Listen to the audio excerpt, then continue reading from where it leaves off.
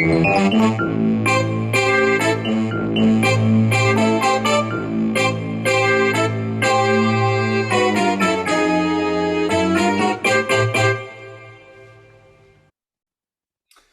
Stan, we've got to the complete 100. completion of 100 editions of the Frankenstein chat, and I'm amazed at the not just the it's the quality of the guests that we've managed Yeah. to come along. And I mean, the 100th edition with Andy, Neil, and Rebecca, which we've just completed. I mean, it just makes you think so much, doesn't it, about what are we doing and where's it all heading, and what's my Yeah. view on this, and how has that discussion changed my thinking, And can we influence things even more? I mean, at the start of this 2 years ago, we were saying now's the chance to take control of the future of education, that schools can do that. And my worry is we're still saying it.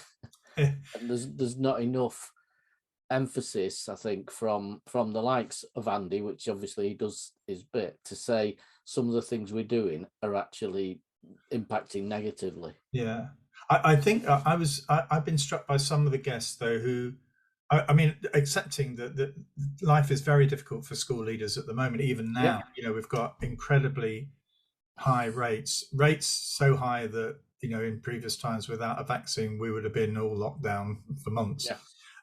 But actually, I still think they're trying to get through. And so we're in exam period coming up. I think primary SATs are 2 or 3 weeks away, and we've got GCSEs that are starting. All of this is impacting on the available time that senior leaders have got. But I do think some of our guests have whenever we've had a guest, it's never been too many weeks before they've made the sort of plea, just make sure you're starting to think about what's going to happen after the pandemic. I mean, is there going to be a time after the pandemic? I don't know, but actually we need to think about where we're heading. And I think it was just briefly mentioned today when we talked about GCSEs, where Andy said, but we also got to think about the purpose of them. Why are we doing them? If we're saying those are the most thing, we should be grown up enough to say, well, what are we doing exams for? And if we've got a really sound reason, then fine, they stay. But without that fine reason, we ought to be investigating what would be maybe even better, what could be better. I know. Yeah, I mean, do you know, I haven't quite worked out how many guests we've actually had in this since we started doing these. But Joe, the first one that we had was, can you remember who it was? Put you on the very first guest. Yeah. Was it Mike Rotherham? No, it wasn't. It was episode 4, and it was a woman from the co-op called Hazel Ramika. All right. And Hazel came to speak about sort of cooperative education and what have you. And actually, getting guests on, it was sort of something that took sort of like 9 or 10 sort of episodes before we started to get guests coming on a regular basis. So, like episode 11, we had Mike Claddingbowl, who was on recently, a former sort of senior HMI who came and joined us. And, and then we ended up thinking, oh, we mustn't just focus in on school leaders. So we had Jennifer Webb, the English teacher, author, who came on. And we also had a student from actually Rebecca Smith's school, who's now at one of the universities in Manchester.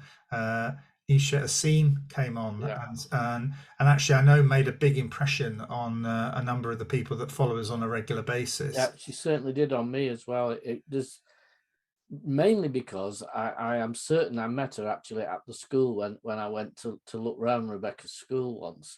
And when I sort of said, and what are you hoping to do? I'm going to be a barrister. There was no doubt about it. And I thought, we're in Blakely. It's not a normal response I would expect.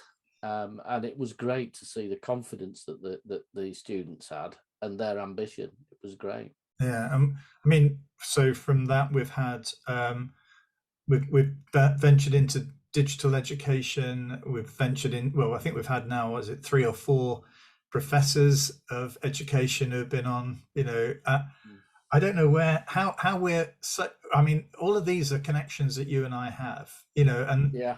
and actually, we haven't gone searching for anybody. And only this week we had an author who's written a leadership, education leadership book, ask if he could be a guest, I'm thinking that we have thousands upon thousands of people who are watching these every week. I mean, sometimes we can have 1,000, but it's not usual, is it? And we can be down to as low as 20. But I suspect Especially if it's just you and I. yeah, I think that's probably the reason why we have so many guests. So thank you to all the guests, Yeah, and fantastic. also thank you to those who are guests coming up over the next few months, and also a big thank you to the followers that we have. And I'm not going to name them individually, but a number of the people that follow us have kept us going in terms of offering feedback and encouragement, and also at times suggestions as to who we might want to go and speak to. So a big thank you. And I know that because of the emails we get and the comments we get, I know that people are watching, and I can see it from the analysis on YouTube. People are watching the whole of them. They're not just coming in and taking a couple of minutes and then drifting off. So thank you to those who have given their time to support us, both as a guest and as a follower. So and thank you, Stan. Yeah, thank you, Frank, because you do most of the work for them. Well, apart from trying to think of the 100th record title for the title thing. Yeah, but I mean, I think I wouldn't say that I enjoy putting the little films together, but it doesn't take ages now. But actually, the thing that sometimes holds me back is that cover sheet doesn't come through quickly enough, Stan. I have to plow through hundreds of title tracks to try and find an appropriate one. I don't know for certain, but I don't think I've ever repeated one. So we're up to 100 different titles. Hey, I tell you also, thank you to Jill, your wife, and thank you to Arlene, my wife, who accommodates these crazy 9:30 on a Friday morning setups where, and actually other times, I know we did Andy's first broadcast, I think, on a Friday evening, something like about 9 o'clock at night. But thank you for their sort of patience and their tea making and various other things that they do. So thank you. Okay, well, and for the next 100. Yeah, for two lads who said, well, we can't go for a pint, let's chat over Zoom. I know. Now we don't go for a pint at all, we just chat years ago. And I think people, when we were at York, were quite surprised that we haven't physically met over these 2 years. No. Yeah, actually, that's something we should try and do for the next year, is try and do a couple more Frank and Stan chat lives, because it was great fun, and I think feedback's been very positive.